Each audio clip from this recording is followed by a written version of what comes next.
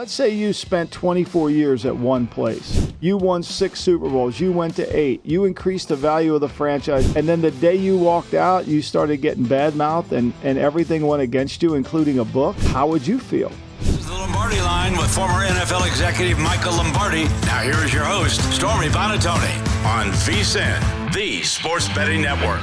All right, let's play a little No Way or No Doubt here on the Lombardi Line. And we'll start off with the roast of Tom Brady over this past weekend and all the dignitaries that were in attendance, 2 of them being Bill Belichick and owner Robert Kraft. Well, Michael, do you believe that the beef between Belichick and Kraft has been squashed? Because we saw them toast and take a shot together at the roast. Well, I mean, it's for those are like pictures for PR standpoint. I mean, you don't put a 10-part documentary and dismiss the winningest coach in NFL history and give him 0 credit for him and think that he's going to come up there and say, "Oh, how are you doing, Robert? How's things?" You know, I mean, everything he's done since he's left the building, they've tried to destroy him from, take his signs down, diffuse the organization. How would you feel? I mean, instead of me answering the question, people should ask themselves the question. Let's say you spent 24 years at one place. You won 6 Super Bowls. You went to 8. You increased the value of the franchise from, let's say $1 billion to $6 billion. Okay, you had something to do with that. You put the team on the map. You created a way, and then the day you walked out, you started getting bad-mouthed and everything went against you, including a book. I mean, how would you feel? I know we live in a world of forgiveness, Femi. But it's a little bit early to forgive, right? It's a little bit early to use our Christian faith and focus on forgiveness. So I'm not buying that at all. This is going to last for a while. And, I thought what Kraft did was trying to cover up when he came out and said, "This is the greatest coach." Saying it at the roast and doing what you did to him in the 10-part documentary, which you claim you had nothing to do with, is a little bit of disingenuous. Yeah, it rings hollow. And former New England Patriots player Julian Edelman on his podcast Games with Names, here's what he had to say about what the feeling was like in the room there at the roast this past weekend.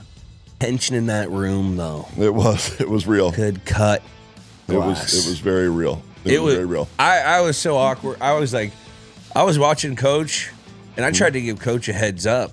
I'm like, I see Kraft walk in. I'm like, "Yo, Coach." Woo! This locker room, like 5-0, 5-0. He did. Of course, he didn't see it. Right. And he came in, and I was just like, "Oh, this could be fireworks." I just walked away.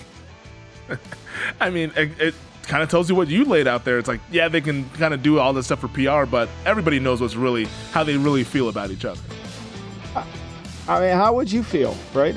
Put yourself in Belichick's shoes? You've dedicated 24 years of your life for that cause, and then all of a sudden you think just him standing up there saying this is the greatest coach and doing come on. Every action, there's a reason for those actions, and they've done nothing but smear his legacy, whether he called Arthur blank or not. Like, I don't know if that's actually true. It may be true, but I think the incompetence of Super Bowl winning general manager Terry Fontenot will cover up all of those sins anyway. He probably didn't need to make that call. Yeah, that sound was courtesy of the Games with Names podcast with Julian Edelman. All right, let's move it along to your favorite team, the Philadelphia 76ers. They should add a superstar to the roster this offseason. No way or no doubt? No doubt they should. No doubt they should. Can he not be 36 years and older? Can he not be can he not be a former Houston Rocket? Can he not be a guy that doesn't work hard? Can he not be a guy that can't play all the games?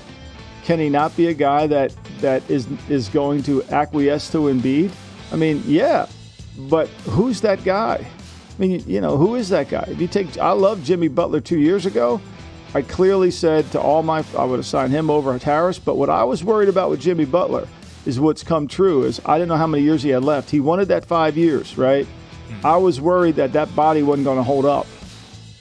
Yeah, no, Jimmy Butler, I don't know if you want to go down that path this year. Paul George is a name that's been bandied about, also 34 years old, but for the Philadelphia 76ers. Let me ask you this, Femi. Let me ask you a no way or no doubt. If you're Paul George and one of your best friends is James Harden, and Kawhi Leonard. Are you going to trust Daryl Morey in a contract? No way. Not a chance. No way or no doubt, Femi? No way. Not a chance. So that's a no way. Yeah. Yeah. So then scratch the Paul George. Yeah. And then James Harden, I mean, it's been an ugly divorce with James Harden and Daryl Morey, which was documented before the season started. All right, let's go back to the football. Chad Johnson on his podcast, The Nightcap, said, quote, "Remember I told you Odell, Tyreek, and Jalen Waddle will all have 1,000 receiving yards. So, Michael, the Miami Dolphins could have 3 1,000-yard receivers this season, no way or no doubt." No way. I mean, can we stop this nonsense with Odell, please? Can we stop it? I mean, like, seriously, I know Chad and him are buddies, but, I mean, see, to me, this is where there's such a disconnect between the reality of players and analysts. Like, that's just, you're playing for the player. Like, at some point, analyze the game. At some point, analyze the career. It goes back to, see what Barkley said. Like, you're friends with them, right? Be honest. Like, there's no way. The question is, could he stay healthy? No. Did he watch him last year? I mean, it's really, it's unbelievable. But unfortunately, because the fans think that ex-players played, they know.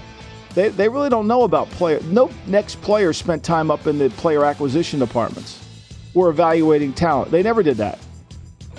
Yeah, and it's like, how could you, when you're focused on your own career, to then also see the big picture? But apparently it's not their job to do that. But now they comment on that whole thing. Oh, by the way, the last time a team had 3 1,000-yard receivers, 2008 Arizona Cardinals, Larry Fitzgerald, Anquan Bolden, and Steve Breston. Only 5 times has it been done in NFL history, but it hasn't been done since the 2008 Cardinals that went and lost the Super Bowl to the Pittsburgh Steelers. All right, moving along here.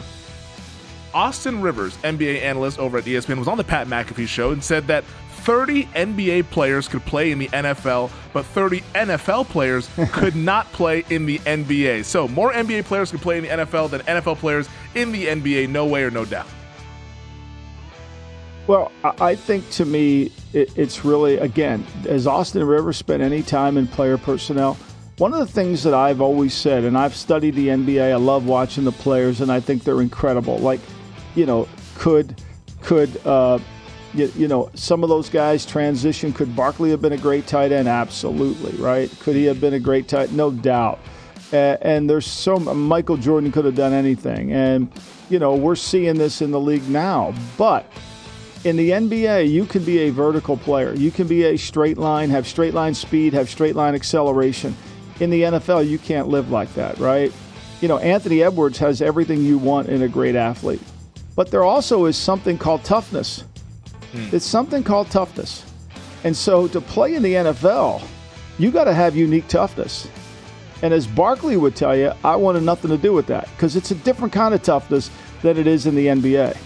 So athletically, I'm not challenging how great those guys are, just like in the NFL. I'm not going to Tyreek Hill, you don't think he can go over if he could dribble basketball? Who's keeping up with him? Who's running him down? He can dunk a basketball, I've seen. I mean, like some of the tight ends in our league. Yeah, so each sport requires a different specialty.